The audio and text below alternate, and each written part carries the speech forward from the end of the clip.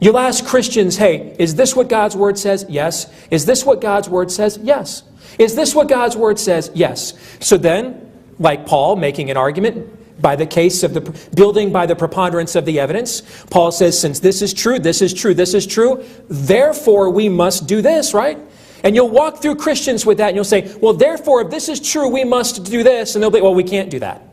We just can't. Well, why not? Well, it's not practical. It's not pragmatic. We can't do those things. You mean it's not pragmatic like a guy rising from the dead?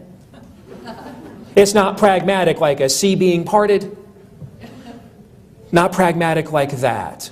See, we've gotten this whole thing wrong on the life battle all of this time. We've been negotiating over how many it is can we save. When we should have been negotiating over why do any of them deserve to die. The great abolitionist William Lloyd Garrison once said, as long as one man is enslaved, none are free.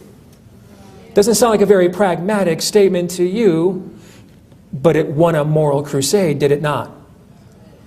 And that's the stance that you take. You understand the power of one. All these years, all we have done is argued the pro-abort, the child-killing position. We have argued over the quality of life, not the sanctity of life. The quality of life which says if a child is born in certain circumstances, then it's still okay to kill it. I'm here to tell you tonight, there is no such thing as pro-life with exceptions, ladies and gentlemen.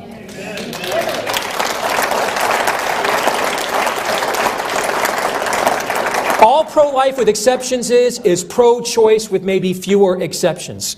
Folks, we serve the ruler of God's creation, the King of Kings and the Lord of Lords. First of all, how dare us believe we have the power to negotiate His authority to begin with? Did you hang on that cross? Did you die that death? Did you take on that suffering? No. How dare any of us believe we can negotiate that, number one. But then number two, foolishly, why would you want to? Now what I'm trying to prove, by God's grace, and it's hard, but I'm trying to prove the same thing you're trying to prove. That we do not have to negotiate with the world to win, because we've already won.